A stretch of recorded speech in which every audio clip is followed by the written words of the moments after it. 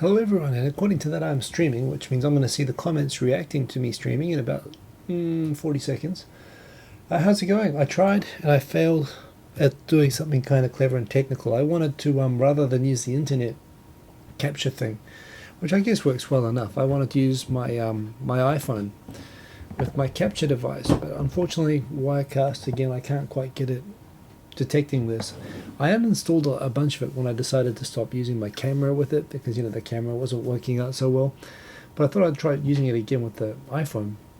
It will be nice when I finally have an iPhone 6 Plus and I'll be able to do my review showing it with the camera at the same time on the iPhone as a second camera, but I can't quite get it to work, so yeah, that's what happens. I was actually joking when I said I wanted to do it to find new technical problems to give myself, but that is the way that these things always go.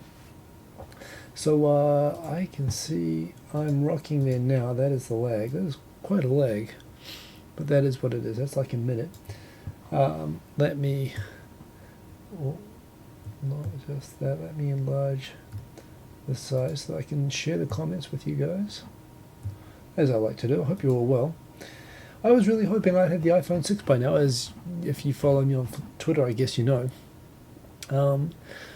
But I don't, and that is what it is. But yeah, it's been an interesting week. There's been a lot going on. I have updated my Flipboard yesterday and today. There's been a lot going on with all sorts of stuff, actually, with the science and stuff in Japan, and I put some topics I thought I might like to talk about in the news here. But how are you all doing? Today I actually went up to a SoftBank shop. My wife wanted to get a phone, and we thought we'll see if they've got some stock. I want one of the more popular ones, the Plus, with the big largest memory size. So my wife wanted to also upgrade from her phone, and she wanted the smaller one. So we thought they might have stock. It turns out they do have stock, but they're keeping the stock for the people who are changing companies. The people, if you're just trying to change your phone and you're already with them, they don't prioritize giving you stock, which is part of the reason it's taking so long for me to get it. But finally, I was able to actually see one in a shop, and it was interesting because I saw the Plus, so I thought I'd pick it up and hold it in my hand. And when I got close to it, I kind of got close, and I thought, oh, it looks nice. But it's a dummy. It's a dummy because it's got the it had the things on the screen. It looked like it had kind of when they have the dummy rig ups, they have the like the plastic film, like the plastic screen on the front. So, I looked at it, I thought, they've got a plastic screen on the front. But then I touched it and it moved. And okay, I know that Apple doesn't have the highest. I know that the Samsungs have higher resolution screens even. But I gotta admit, I mean, this was a new thing. It looked to me like an old-fashioned liquid crystal screen, like there were like no dots. So I was pretty impressed by that. I couldn't really tell very well how heavy it was because it had the big security thing on the back. But yeah, it was very nice, and I'm hoping sometime this week I'm going to get one to show off with you guys. But it does appear if you want to save money and if you want to get the phone right away, you should just change companies every time, which is a shame because I've been kind of loyal, I guess, to SoftBank for a while now. Actually, since I came to Japan, I've been with the same phone company, which is probably stupid. But yeah, changing the phone number and the family plans and all that stuff that they do to lock you in, it's a hassle. So I guess that's why I stay. But anyway, I guess I'm just going to have to stick with it. Big shout out straight away to Travis Moore, who is working on a t-shirt design. And I was saying to him, I like the idea of getting something with a Tokyo Tower type motif. I can kind of show you, he came up with something pretty cool. Something like this. Yeah, we're still playing around with it, but it might be cool if we're going to have some shirts in the store. And for me, as you all know, I'm not doing this to make money off it, so I'm going to make it absolutely at minimum cost if we do it. But it could be fun to have. I kind of like having Tokyo Tower as the motif, so we're trying to figure out a good way to do that. But thank you again to him for all the help on that one. So I guess I'll switch to the comments and say hello, and then we'll get into some news topics. Bada bing, boom. So Raz, good to see you as always. Oh, and that reminds me, by the way, I just made a video earlier this evening. You might have seen it on my channel. It's a special farewell note to Sandra no Sekai. The first big community collab I've seen in a while, actually. Most things have kind of gone a bit out of fashion with the end of, video responses and YouTube kind of decommunitizing YouTube a little bit. But, really, it was fun to be a part of it. And she's going, I guess I'll come back. That's going to be one of the topics on the title. I'll come back to that. But, I hope you saw. It's just a 2-minute thing that I put together. I put together a little clip which went inside the big collab. But I actually did a 2-minute thing first, which was too long to put into the collab vid. But yeah, it's a shame that she's going. But I have a philosophy around farewells that I will share with you after this. But indeed, so we've got Lucas Mercer, DW Jackson, good to see you indeed. You've been up all night playing old games, but you'll stay awake a bit more for this, so thank you very much for that, sir. And very fun, very great meeting you at the party, and you're back in Cherokee country now. I wonder, you're writing your books. Oh yeah, that reminds me. Oh, well, this is part of the other thing on the title that I put on the Chiptunes. When you talk about playing games, Super Mario and all that sort of stuff. I discovered some great chiptunes, which I quite like. Check out Starship Amazing, and I got into it partly because of a documentary I've been watching this week. Which I also have in my Flipboard, and which I also want to talk about. I also want to see if I can get the guys on our show, perhaps, because they're New Zealanders, and they actually made this fantastic Red Bull-sponsored documentary called Digging in the Carts. A lot of you guys are gamers, I know, Raz, DW Jackson. Well, I know a lot of you are gamers, and if you're old school gamers like me in particular, you might appreciate.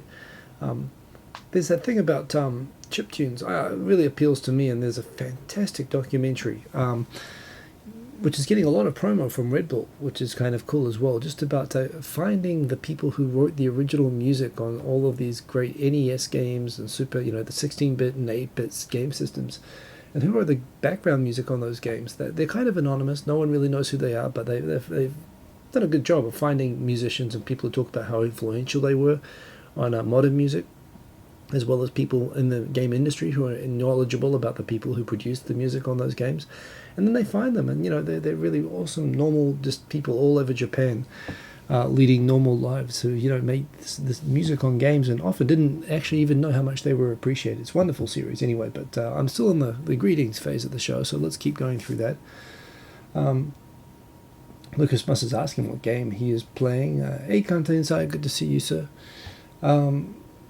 Robert 1967 Canada, good to see you always. Nocturne on PS2. Nocturne, that would make more sense, wouldn't it? On PS2. I've still got a PS2. I never got a PS3. I'll probably, by the time my son's old enough to get, it'll be like a PS6, or if Sony still exists, and hopefully it'll have decent VR by then, but we'll see. But I'm going through a bit of a gap at the moment. Lucas would like to play some older games from previous versions of PS, but you're not tech savvy enough to be able to get an emulator to work. Just getting on PS. Geez, the PS1. I mean, we used to have a really modded out PS1 in the apartment I lived at in New Zealand when I was a student. We had everything, man. I guess we spent most of our time on Tekken, Gran Turismo, Puyo Puyo. And they were good games. And this is the thing as well with games, and it's like a lot of things. It's like with YouTube, actually. There's a lot of whiz-bang stuff. There's a lot of people using better software, better cameras. Let's face it, YouTube in the day, even when you were using good equipment, it looked like crap because the encoding was so bad. And even if you figured out how to trick the system into doing good quality encoding, everything else was still crap because the cameras were crap. Nothing was good in low light. Now everything looks good, and it does make everything look more polished and better. But back in the day, there were still people putting out really good, compelling content. Be it talking content, be it sort of documentary type content, be it a lot of comedy and humor sort of stuff, and it's really it's what's inside that matters. And it's the same with games. I mean, I came from the generation that played Space Invaders, and I had an Atari 2600. And pixels versus pixels. I played Pong. Pong is a great game. It's timeless. I mean, the elements are there. It comes down to gameplay. There's a lot of really cool games nowadays, but doesn't take anything away from the classics, if you ask me. It's like music, it's like movies, it's like, just because it's new and honestly, I mean, just because it's got 20,000 explosions doesn't mean it's going to be a better movie if the script isn't well written. It's the same with games, of course. So definitely, I'm definitely down with the old school stuff. Rather good. Shin Megami Tensei Nocturne. Okay. Don't know what that. Oh, this is. So everyone's saying hello to each other. We have DW Jackson. You got everything from the Atari up to the Xbox One. I haven't got a 32X, but I pretty much stopped at the PS2 due to marriage. But that's how things go. I'm glad I got a son. Talking game stuff, which I don't really follow. Travis, how many years have you been? I wonder if Travis is DWJ. I don't know what that is about, but okay, because I can't see Travis Moore. Oh, here we go, 3 years sober. Travis Moore is here. So, indeed. It's turning into talking in terms of games. I'm probably 6 years sober in terms of games. Kantensa, you're tempted to buy iPhone 6 by the Hiko-san song, although you'll have to wait for it 2 more months because of the contract. Should you go for Docomo instead? D-apps. Docomo apps make you confused though. Well, the Docomo apps are there to kind of hold over people who have been using iMode and which has become Docomo Mail and all this other stuff. So I don't think it really actually makes any real practical difference. There's some translation apps and there's some cool stuff there. But, there's nothing really that's different or useful. I wouldn't worry too much about the Docomo apps. But yeah, I mean, the people who got Docomo got their phone right away. One thing I've had a lot of fun with lately is making the hyperlapses from... I've got a 5S from work and I use that for shooting the hyperlapses. And they came out really well. So yeah, and I'm really looking forward to trying out the optical stabilization with the iPhone 6 Plus. In fact, I think that's going to be like the first use as soon as I go and pick it up from the Shibuya shop. I already shot one at night in Shibuya, but whenever I go and pick up the phone, I'm probably going to go and walk around for about 20 minutes and try to shoot a Steadicam hyperlapse of Shibuya. I think that'll be awesome. And I'll find some more cool Chiptunes music to put to it because that was pretty sweet. I found some great stuff. Oh, who's the guy who recommended that? I put up his channel when I found it. It's all on my Facebook, but yes.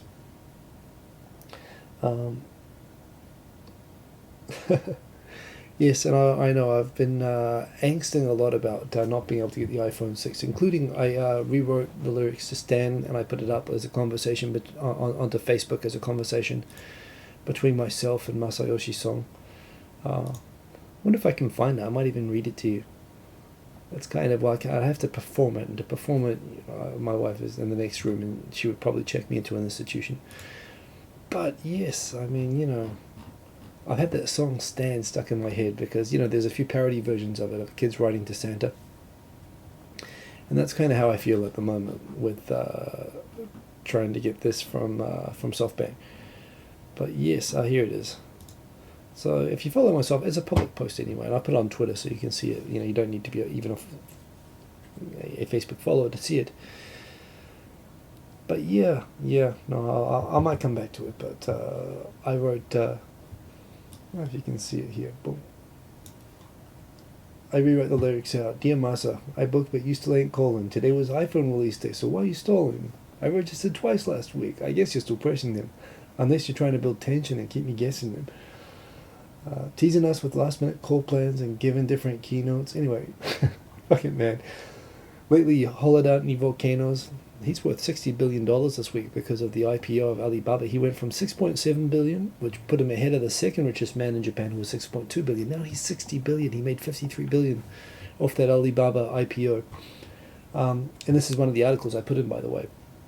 So yeah, he's totally hollowing out volcanoes and stuff at the moment. And not responding, not giving me my phone. But anyway, that's there. I might come back to that if people want to hear it. I could do the rendition of it. Of course, I can't do it with the music because then this video will get taken down. But anyway, hello. Everyone say, hey, Michael Pickett, good to see you. I get the feeling we're not even up to the start of the video yet, but we'll see.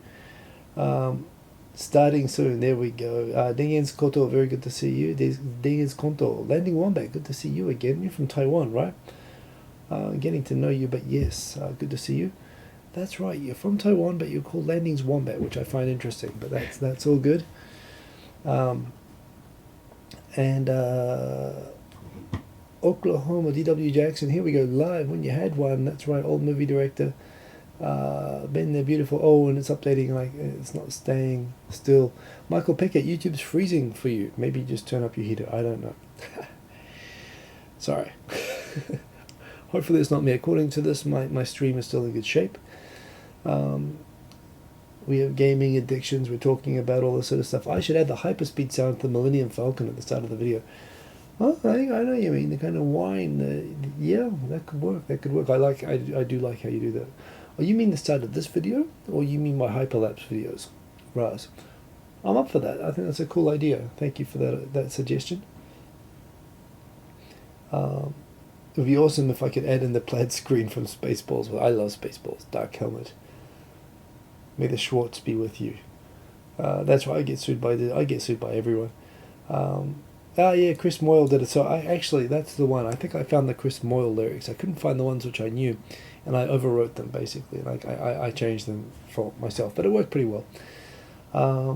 So yes, Rob. Since I'm getting into chiptune, I should listen to Ana Managuchi if I haven't already. I want to check out Ana Managuchi. What's Ana Managuchi? The great thing about Starship, amazing by the way, apart from the fact that they're from Alaska and they're awesome, is that they put all their music out on Creative Commons licenses, which means that you're actually allowed to use it with videos, which makes them awesome, if you ask me. So this looks kind of familiar. This all looks very, very trippy, millennial chiptune, which is good. And they got t-shirts, but where's the music? Music, boom. Okay, well that's interesting. They have a CD, a USB drive, and vinyl, but they do not allow you to download their stuff. I'll check out their music anyway. And certainly if there's anything there which, oh look at that. Okay, they're very cool. Ana Managuchi. I'm going to check those. I'm going to listen to those right after the show and see if they're good for my hyperlapses, because I love me my hyperlapses. But oh, I wish I could download their stuff. I'm sure I can find it anyway. I'm going to look through this in a bit more detail later. But boom. Anyway, so that's pretty cool. I'm going to check out them, and yeah, it is fun actually. It's a way of getting into new music. Landing Wombat likes wombats. Wombats are pretty cool actually, if you ask me. So I totally get that. There's Ana Managuchi. So the Alibaba mummy, yeah, Bibita desho. So he's a really rich man of Chinese consumers now. So or the promise of the China market anyway. American shareholders. Very interesting thing in that interview as well, which I'm going to come back to, where he mentioned he and Mr. Ma, the owner of Alibaba, he's made some interesting statements actually, but one of them is that he and Son believe in a shareholders third. First is customers, second is employees, and shareholders are third. Which, yeah, that's interesting. It's an interesting, I mean, there's a very valid way of looking at that a business isn't going to be successful unless it puts its customers first. Very true. But at the same time, if you don't want shareholders telling you what to do with your business, don't list on the share market. They gave $60 billion, so... But there again, so will your customers. It's an interesting thing anyway, but yes, he's made a lot of money. Whoa, Caroline van Ooster de Boer, tuning from Amsterdam. Very good to have you from Amsterdam. I don't know if we have many. I always wonder how many, do we have any Scandinavians watching? Because I've been kind of a Swedish kick tonight. But very good to have people from Amsterdam. Amsterdam's close to my heart for reasons I cannot disclose. But yes, very good to have you with us. I should have the chewy. Okay, I might do that. By the way, did you guys all see the Sesame Street self-control episode with Cookie Monster and the remake of Star Wars? And the Grover scene. Grover is actually my favorite Sesame Street character. He's kind of a second-rank one compared to a lot of the other ones. But of course, the voice, Frank Oz, which it actually had Frank Oz playing Frank Oz, which was kind of awesome in that remake thing. But I had a huge Grover, soft toy as a kid. I think that was part of the reason. But I've always just thought Grover was like the best character in terms of all of the monsters on Sesame Street. Although I quite like Cookie Monster as well, and I do sing "C is for Cookie" to myself a lot, even when my son isn't around. But anyway, comments updating. It's out of control.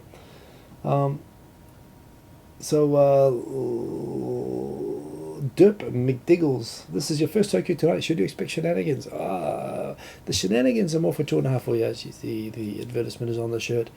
But yes, that is true. So I'm sorry, I'm going in reverse at the moment. I'm going back because the comments have updated now. I'm missing a lot of comments. So here we go. Oh, French, Akajin, bonjour. Oh, very good. It's from French. Adding some class to the joint. He goes, secretly Statham. You can say that all day. I'm quite happy to have that. And Rumso Gaijin, good to see you back indeed. Who else we got here? We got Notice Me Senpai. Dirk McEagles, I noticed you. Martin Coral Granum, good to see you. Mitchell McCombs, why not get my iPhone at the Apple Store? Well, because I'm getting it on a plan. I'm getting it with the phone plan. I think the Apple Store, they're only SIM free, aren't they? I don't know if you can actually get them from the Apple Store, but I just got a reservation on the day that they became free. But obviously, they're just taking some time. Maybe that's what I should have done, though, Mitch. I don't know. Hey, Kanto Kitsune, good to see you, man. Good meeting you at the party, and he's got a good channel, so everyone go and check out his channel because he's a guy who knows his technical stuff as well as his camera stuff, which is always a good thing. Up and comer in the J-Vlog community.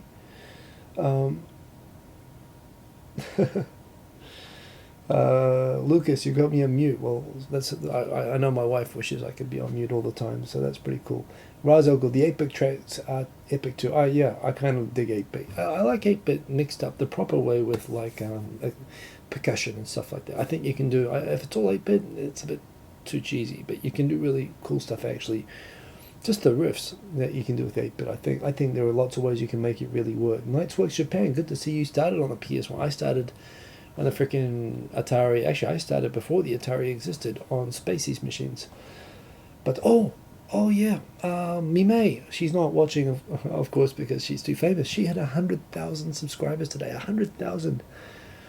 That's like honestly, in YouTube Japan terms, it's like 100,000.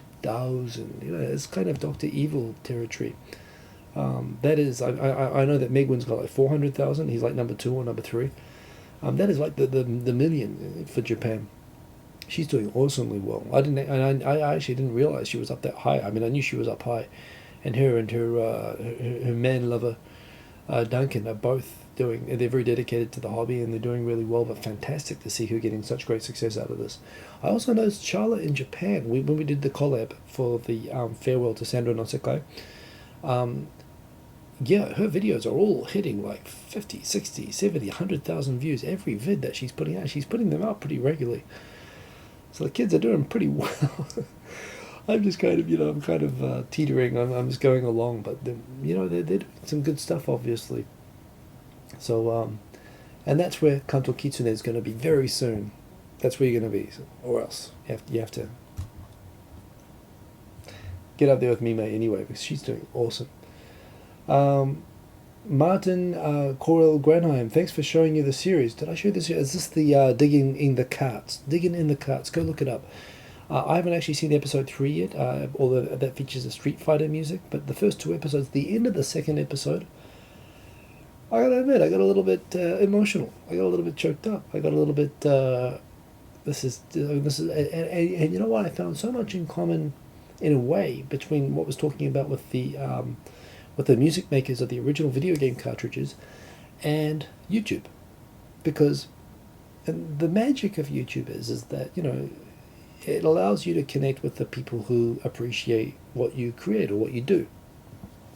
And this is what these music makers who make games on some obscure, software making places that didn't sell very much. They made the music, they never heard anything back about it, they went back to their lives, as much as they love doing it. They never thought of themselves as musicians sometimes.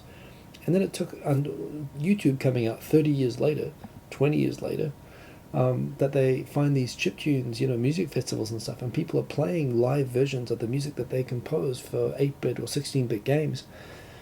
And this guy was so overcome with happiness to discover that people knew about his music and were enjoying it still. After 20 years of not making any music, he went back to making music. He kind of changed his whole life based on finding out through YouTube that people loved his work all this time, and he never knew. That's what I love about this stuff, and and that's what's so brilliant about this series, and that's why everyone should watch it. And it's made by Kiwis. I didn't know it was made by Kiwis. That was somebody pinged there. You like that? And I'm like, yeah, I liked it. You're a Kiwi too? And I'm like, yeah, I'm a kid. There was a Kiwi commenting in the first episode of Talking Head. I guess is famous. I don't know who she is, but I recognize the accent. And it turns out that the producers who live in Japan are Kiwis, which is awesome. So I want to get them on. I don't think I've ever had a New Zealander on. Oh, I have. Okay, I've had a couple of. No, I have had New Zealanders on 2.5 Oyajis, but I'd like to get some more of the cool ones on anyway. But back to the comments. That's right. Sony and the VR is moving along, isn't it? And I was thinking today. I mean, now we're talking about what is it called? It's called something Crescent, the new Oculus Rift VR headset. Still developers kit, still supposedly awesome, but of course games are going to be, and there's an interesting thing I was reading that they're having trouble with the idea of what to do with the controllers. I think that there's two ways to approach it. I think having a headset, I mean, now you can do cameras so small, have a headset that can look at hand gestures and read and interpret hand gestures, so you don't need a controller. Just do that. Or if you must do it, just make it like a gyroscope based, kind of handheld thing. I don't think they have to worry too much about it. I know they want to make people feel like they're on a holodeck as much as possible. I don't think you need to go that far with it, actually. But I was thinking the other day, it's not just games. I mean, for me, I've talked about, I thought it'd be pretty awesome to be able to surround yourself, for example, with screens, like for work, for example. I've got 3 screens here now, and I'd love to have 4, 5, 6 screens. And that would be one cool thing. That's something that Bloomberg already trialed using Oculus. But there's another thing that occurred to me.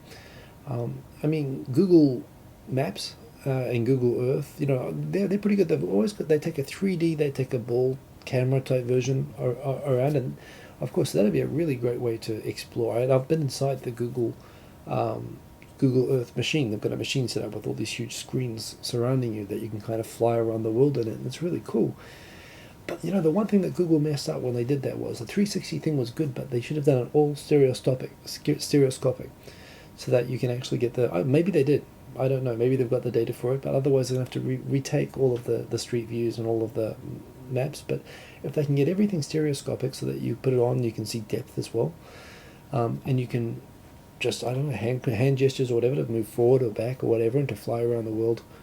Honestly, I don't think I'd ever take that thing off if I got something like that had like worldwide street view and stereoscopic vision, full 3D environment, Google Earth and Google Maps. That would be awesome, and that kind of thing. That's where VR I think is going to kill it. At the end of the day, you got to appeal to more than just gamers, and I think I can see ways that it's going to come out and it's going to be really killer, and I can't wait. And they're talking about it's only going to be like $200-$300. If it's going to be $200 under some yen, I wouldn't hesitate. I'm going to have like an Apple Watch and the VR headset. I'm going to get one totally. So I'm really excited to sell. I hope that they get that stuff out very soon. Going back to the old games, of course. Landing Wombat, you're getting into Firefox because Chrome hates YouTube streams. Chrome uses a lot of battery. I like Chrome, it is fast, but yeah, it's pretty demanding on your PC resources. Galaga rocks. Well, that's not cushy. I've played a lot of Galaga on the old-fashioned big machines, 20-cent coins. Back in the day, New Zealand has enormous 20-cent coins. Big Kiwi on them. They're really, really cool. And in the day, that's all that it costs to play a game, not $2. Jeez. But Ahmed is here, saying hello, Ahmed. There's an Ahmed here, but Ahmed Usul, good to see you, sir.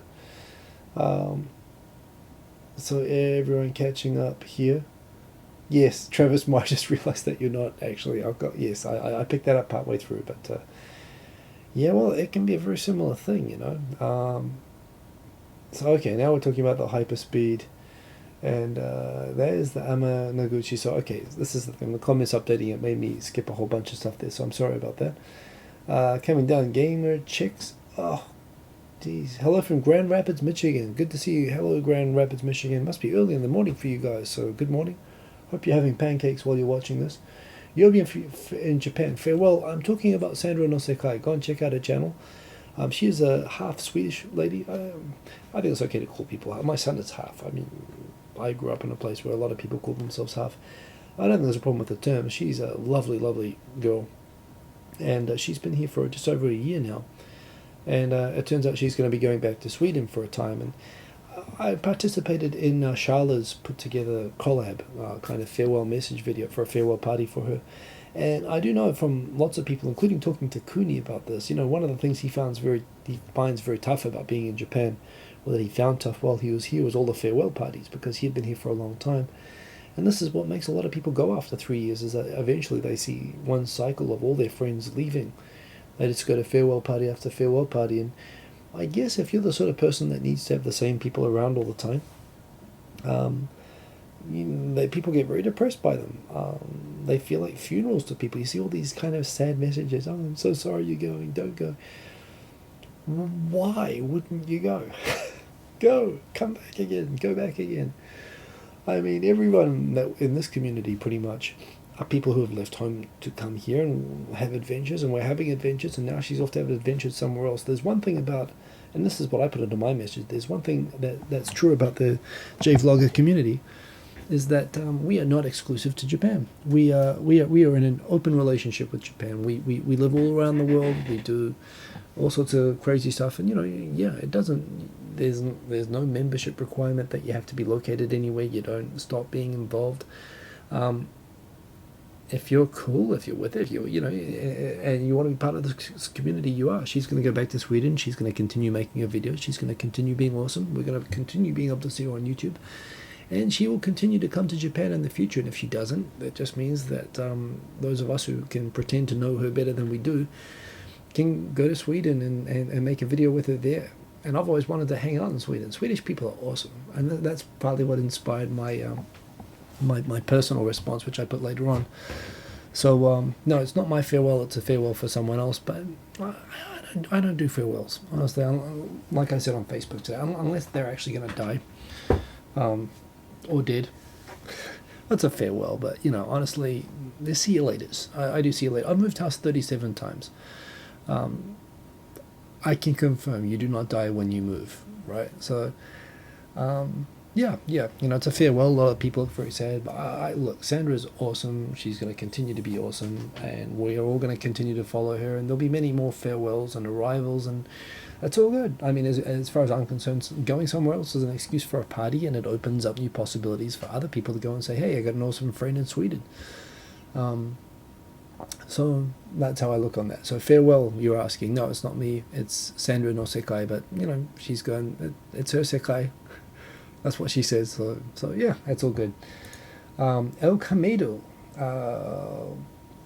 I just tapped it and the whole thing goes. You're finally up early enough to watch, so thank you for joining. That means you must be in America, I'm guessing, because I think this is kind of afternoon in Africa and Europe, but thank you for getting up, and welcome to join us.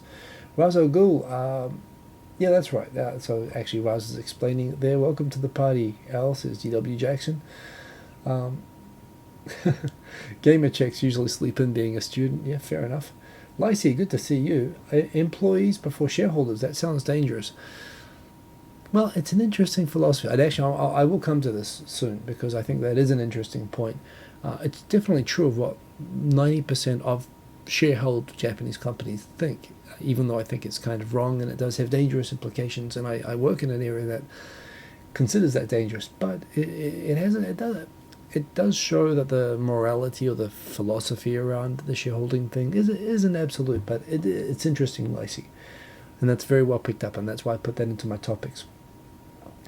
Martin Coral Greinheim, Norway. Hey, good to see you, Norway. I got lots of Norwegian friends somehow. Oh, no, half Norwegian friends, a lot of them as well. There seems to be a pretty cool thing going on with Japan and Norway. A lot of ocean faring, whale hunting kind of, but I don't know, Norwegians and Japanese seem to be very cool together.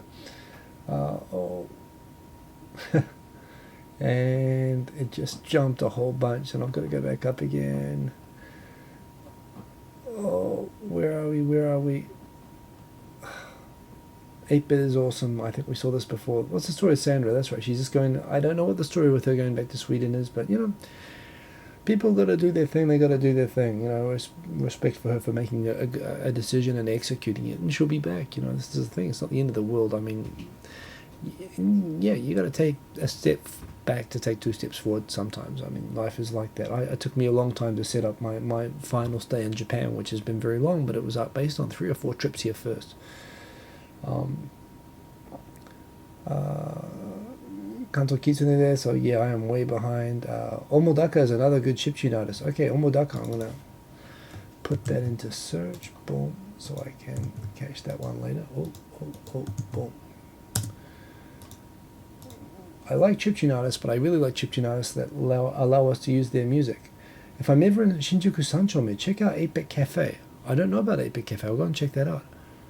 I go through Sanchome quite often, actually. Not on my way to Nichome either. It's on my commute. So I will check that out. Nice. Baronji used to clean your boots with kiwi. You leave that kiwi alone. They're an endangered species. No, I know what you mean. Actually, I've got the boot polish. I've got a shirt with the boot polish logo on. I don't know why they have it, but yeah, it's pretty cool. Crescent Bay. Crescent Bay, that's right. Landing Wombat. Indeed, the new Oculus Rift, and by all accounts, it is pretty awesome.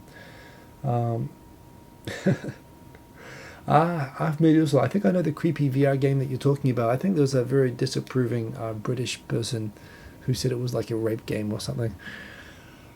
I don't know, but yes, that's right. I think I saw that. I have no left hand. I want holodeck. Michael Peckett, excellent point. You don't want to. You have to use 2 hands. Well, I mean, this is another thing. They've got this technology for reading brainwaves and stuff. So maybe that stuff is going to replace everything, and you won't need controllers pretty soon. And I can actually see a lot of it, like military helmets, do actually work based on eye direction and all that sort of stuff. So, who knows? That could be one way that goes. But Travis Moore, once you have 2 screens, you can't really go back. That's very, very true. That is, in fact, I've got 3 at the moment. I could show you that if I had this all hooked up and working properly. But yes, indeed. One day, don't reveal. So these other comments are so bizarre. Claude Speed talking about that you found out that New Zealand and Australia have 20-cent coins. You have 25-cent coins in the US. Well, it doesn't make any sense to me that you have 25-cent coins. Why 25? Seriously. 5, 10, 20, $50 makes perfect sense. 25? Why 25? I don't know. But yes. And Russell-san actually points out there that you can end up with more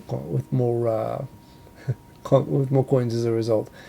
I'm not even getting into the coinage stuff, except that I wish they'd get rid of 1 yen coins because they drive me crazy and I don't like them. Yes, and I did see the video of the guy who dropped the iPhone 6 in Perth, and I've done that. I've done that with my iPod Touch. I dropped it on the steps of the shop just after I bought it. So I can't laugh. In fact, I cry a little bit when I see that on the inside. It's not nice. But Kanto Kitsune, you're friends with the owner of the 8-Bit Cafe. Well, that's pretty cool. I might ping you about that. Yeah, because that sounds awesome. Talking about coinage in the 8K. Chat keeps you kicking off YouTube. Chat keeps kicking you off YouTube. Oh, really? I'm having login problems. Sorry about that. I don't have solutions, but other than shut down your browser and try again, it does that to me sometimes too. Yeah, the Neko Mimi, that's right, and Tails. And I don't exactly mean that, but yes. And you know what? I don't believe that the comments are caught up, but whatever. I'm just going to go now. I think we've done with that. I want to switch into talking topics because we're 40 minutes through and we've just been having chit chat. So, boom, let's go into the magazine. So, as usual, you all know that. And you know what? I've got to do something about this. In fact, you know what I'm going to do? I'm going to see if I can bring this down a little bit. Edit shot, because I always have the top kind of cut off. Boom. And you know what else? else I'm going to do? I'm going to trim the bottom.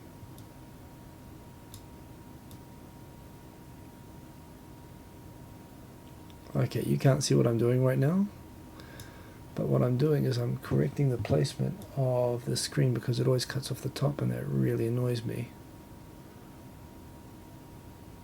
So I'm going to put that there, and I'm going to put a little bit off the left. Boom. Let's just make that 2 pixels. Boom. And save, and well, sorry, give me a sec. This is just me being fussy.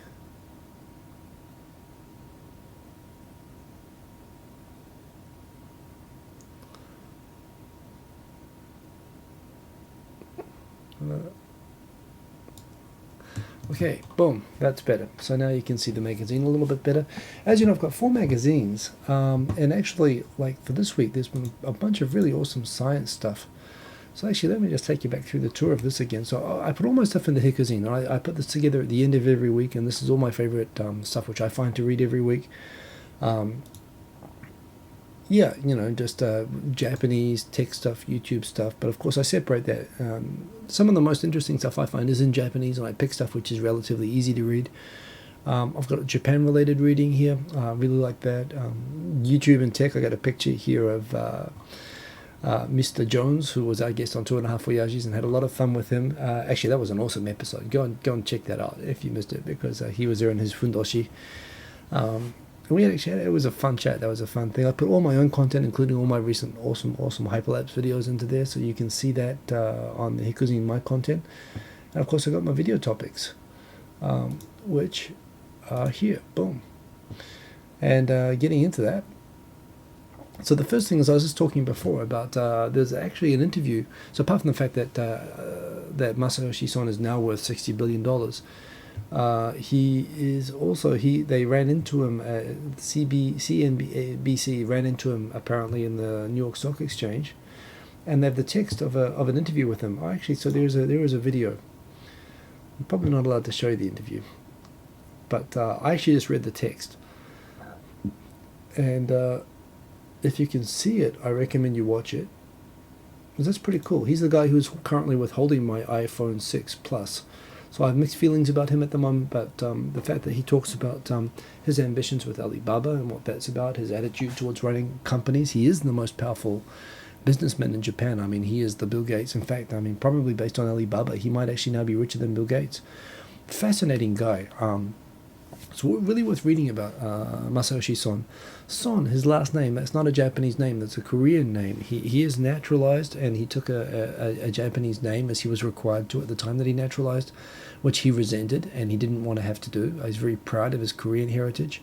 So right-wingers that like to bash on Zainichis, like he is, they like to spread rumors that SoftBank is offering special discounts to Zainichis and stuff like that, which he goes online and, you know, argues back against. But he's a fighter. You know, he wasn't raised with any special privileges, so far as I understand, and he made his first money off patents for, I think it was a calculator-related patent or something like that, like the first digital calculators.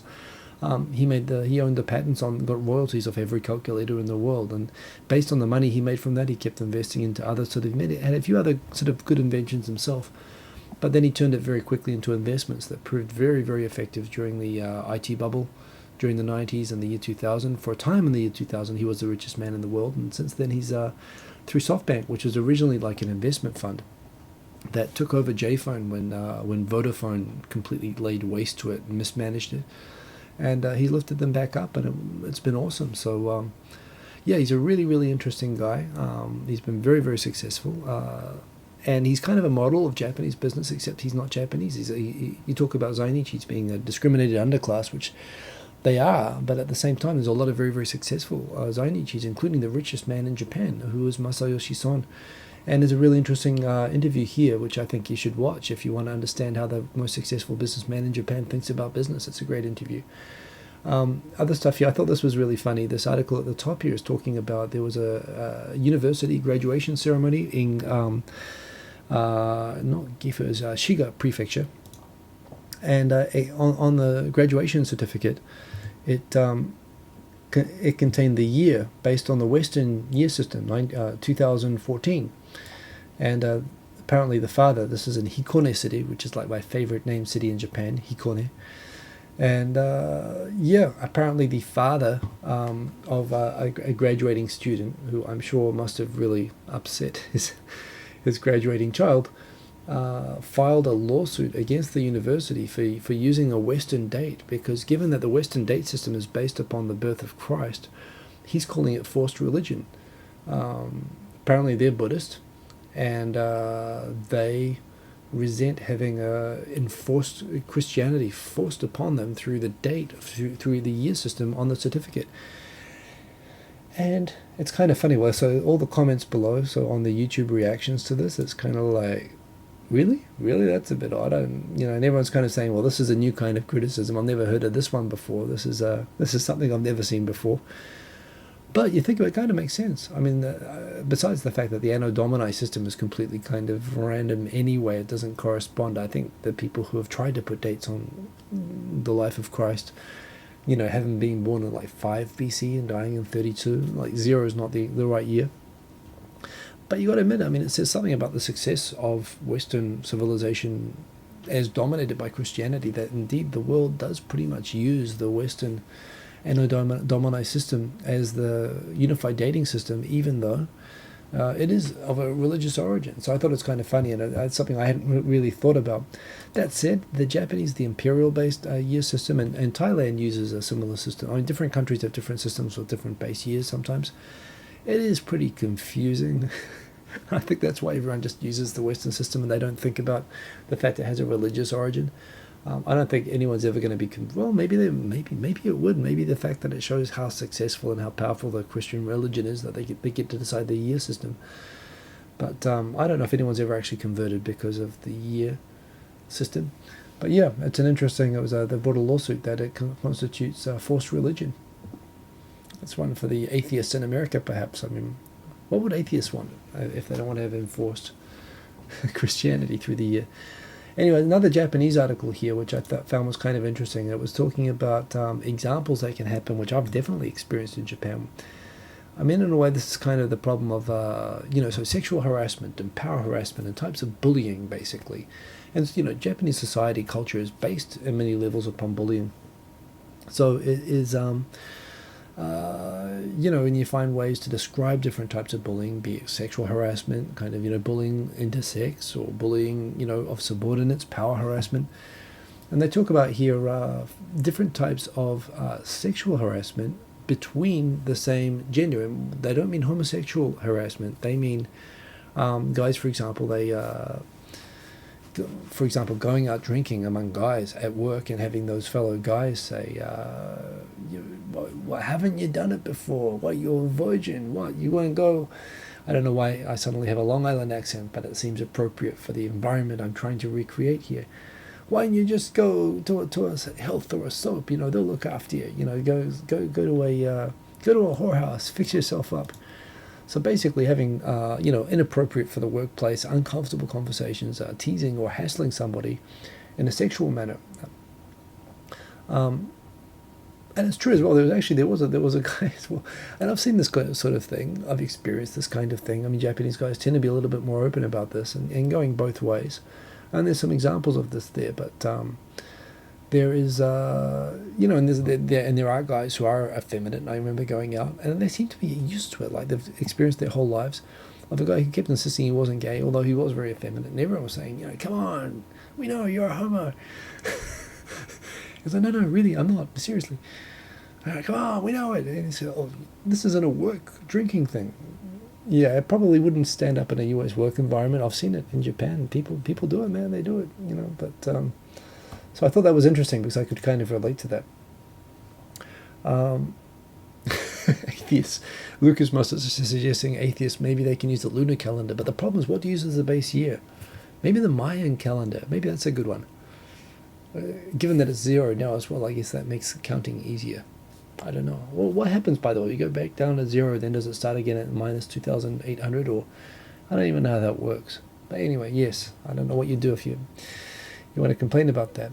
A big thing catching headlines, not just in Japan, but also in America as well, is the number of, well, two things. I mean, I think when the iPhone release thing started years ago, it was a big festival for all the Apple geeks to come out and, line up and camp and have a good time. And then people started to notice in the last few years that there were a lot of homeless people that had been paid money to sit in the queue and hold the place in the queue for rich people who would come out later.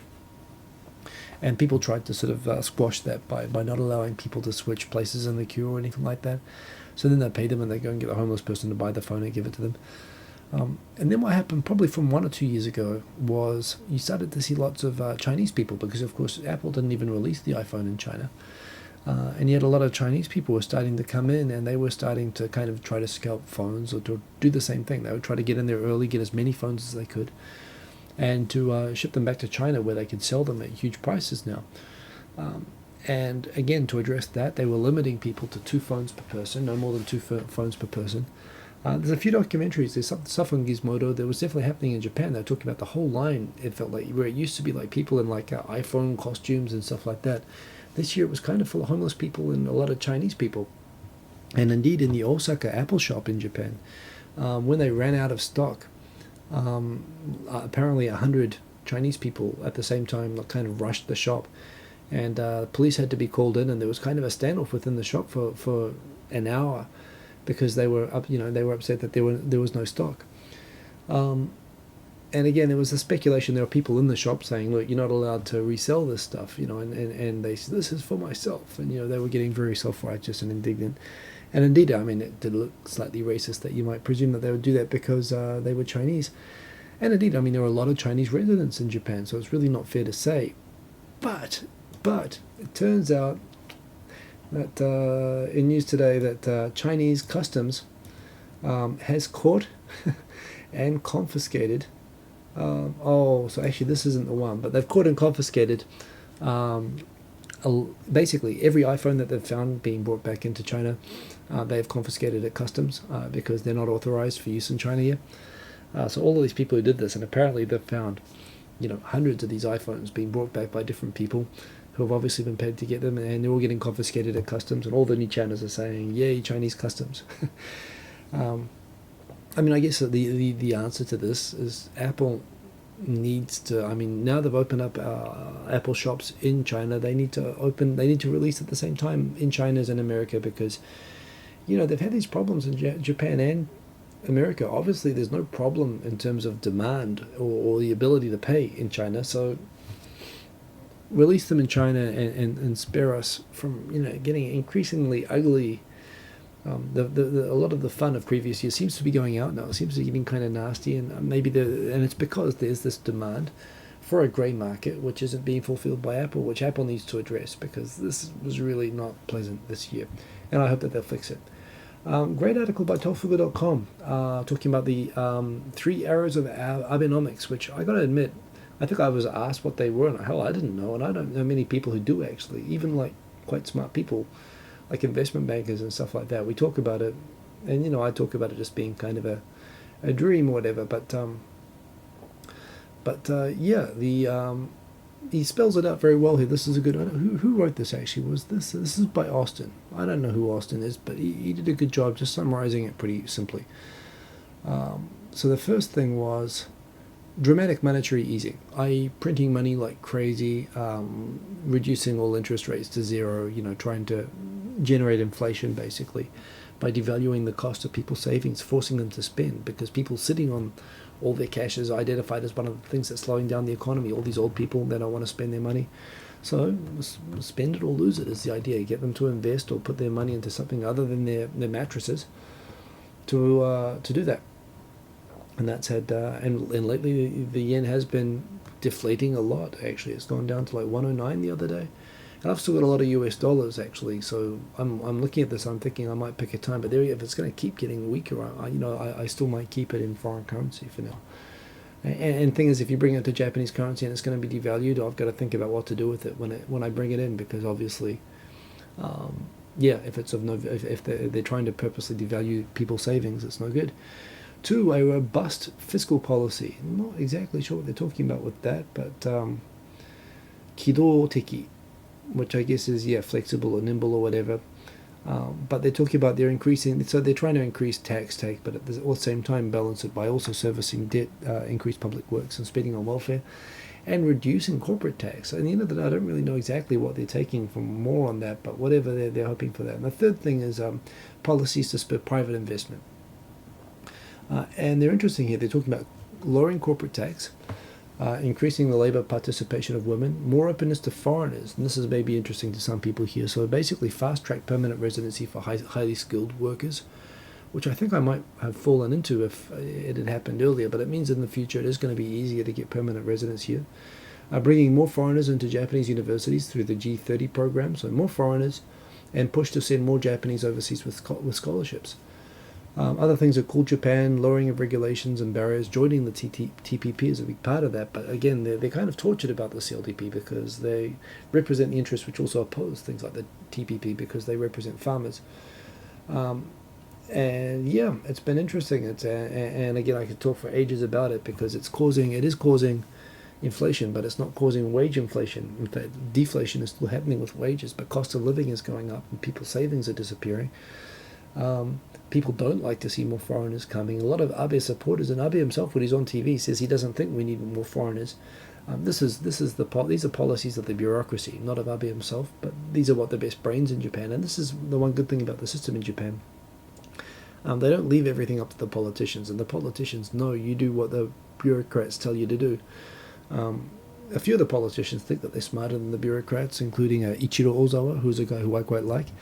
But when he took to really beating up on the bureaucrats, he was made to suffer pretty badly for it. He's had a big downfall, and it was because of what he was trying to achieve, which I supported. But yes, in the end of the day, I prefer the bureaucrats run things than Abe, and that's what he seems to be doing.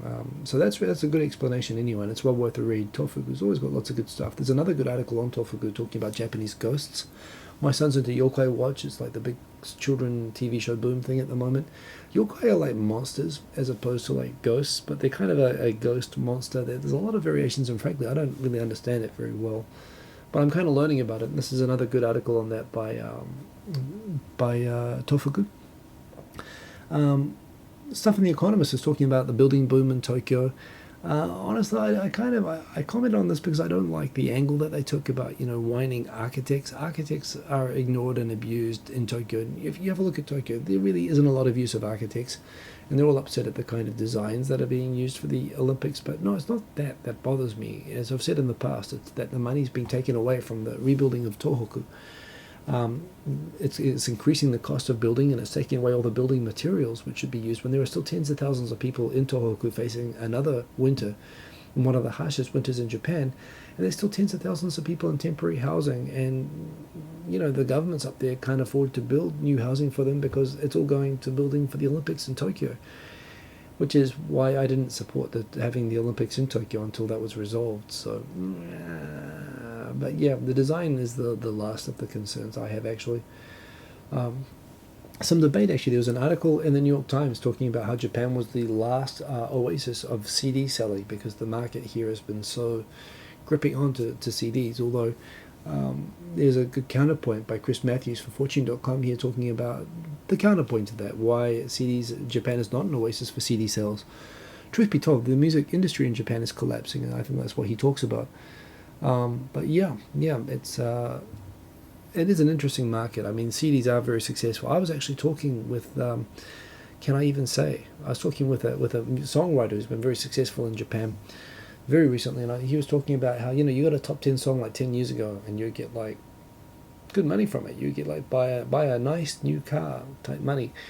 Nowadays, you can get top 10, top 2, top 3, and you get a small bonus, but you don't get anything like what you used to, unless you're like AKB or one of the big kind of, industrialized groups. Now, it's really hard to make money out of music, even in Japan, which is still trying so hard to hold on to things.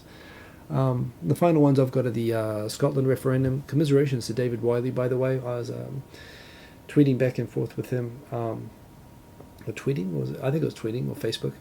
I know a lot of young people in Scotland really were hopeful for independence and were a bit bummed out by the result. from a colony which was colonized very much, has a very Scottish identity in New Zealand. I got to admit, I'm a bit conflicted. I'm hypocritical on this because I'm pro New Zealand becoming a republic and getting rid of the Union Jack off the flag and getting rid of the Queen, but staying in the Commonwealth, of course, but having its own head of state. And at the same time, though, Scotland and England, I look at them and they're like the parent company, the parent countries of modern New Zealand. New Zealand is an entity created by the British. New Zealand actually existed prior to colonization. It was the United Federated Tribes of New Zealand for a couple of years, but the government which took over everything was the British colonial authority, and it was New Zealand is a very British country as a result of the way that thing ran it. And in some parts of New Zealand, including Otago, which is where a lot of my ancestors come from, is very Scottish. So I don't know, to see them go like Ireland, well, I wouldn't be like Ireland, but it'd be a little bit sad. It'd be a bit like watching your parents kind of separate. But at the same time, I want to do the same thing as the kids, so I guess it's kind of weird that I would oppose it for Scotland. I mean, in the end of the day, it was a clear result, which was, I think, good. And I also think it set out a clear path that probably it's going to happen. It's going to be inevitable, and it's going to probably push the Welsh to do the same thing. Maybe even Cornwall, who knows? But yeah. At the same time, I mean, I'm glad for now that there's a clear result anyway, and commiserations to those who are hoping for it. New Zealand election, by the way, complete non-event. It was a landslide. I didn't even bother voting because I would have voted in the same direction as the landslide probably. And the opposition just there. And it's not so much that I'm a huge fan of the government, it's just that they don't embarrass me like the Labour government used to do, who are now the opposition, and they don't have their stuff together. The opposition in New Zealand is an embarrassment. So elections, referendums, it's all good. I have got the articles here. I've got a little link here to Digging in the Carts. Awesome documentary series. You should all go and watch it because it's awesome. Go and watch that. I've also got the thing which I talk about a lot about, I think, with depopulation of Japan. Japan needs to figure out how to coercively take abandoned properties and convert them into public facilities, make them into parks, hospitals, use them to improve the lives of the people who remain. Make it like New Zealand. I mean, now New Zealand's a depopulated country trying to populate. If you're trying to go in the reverse direction, that's what they should be trying to do. They should be trying to use the depopulation to improve the lifestyles of the people who are left behind, not leave people in enormous, half-abandoned ghost towns, because that's just going to drive the rest of the people out. So yeah, and that is it. We are 5 minutes over the hour. I'm going to come back to the comments for a little bit, but that is where we're at this week. A lot of cool stuff going on. The Crescent, what is again the Crescent something? The new Oculus Rift stuff is pretty exciting. And Benjamin Harris making a good point as well. The fact that they talk about leaving the Scots off the Union Jack, but the Welsh aren't on it. Indeed, I actually thought as well, and I was talking about this with Jen on Twitter. I think having a big Welsh dragon in the middle of the remaining flag, and it will be red and white, that'd be kind of cool actually. And the dragon symbol is not exclusively Welsh either, so I think the English could go along with it, even though I agree it would be kind of cool to have it. Even on the current Union Jack, I think the Welsh deserve to have a dragon on it, if you ask me. So I kind of agree with that. And I did like the John Oliver piece and how it mentioned that the Scots made the unicorn the national animal. So yes, lots of talk about the referendum stuff and whatnot, and I guess that's all good. I'm going to wrap up for tonight. It's been good talking with you all again. Good to see you guys always. It's been an interesting week. It's going to be an interesting week next week. Go and check Digging in the Carts. Go and check out my Hyperlapse videos, which have some awesome music, which I found. Oh, by the way, I put on Umikebu. Kevin Crockett. I know he's kind of dropped off of YouTube lately, but he makes fantastic music, which he is still releasing. And I went and put his music on my first one, the big All Over Tokyo compilation. I think that went really well. I'm going to put more of those. I'm going to shoot more of those clips, so look out for those. Again, farewell to Sandro no Sekai. Congratulations to Mime, 100,000 subscribers. See you later this week on Wednesday on 2.5 Oyajis, where I'm going to try to get an awesome guest. We're going to have Eric Surf 6 probably next week. He can't make it this week. But otherwise, I'm going to see you guys later. So have a good one, and catch you on 2.5 Oyajis, boom, on Wednesday. And otherwise, see you later. Peace. By the way, the last 2.5 Oyajis, best awkward ending ever. was just me and a naked guy, and it wouldn't stop. Awesome. You have to go watch that. Okay, turn this thing off. I'll show you me turning it off.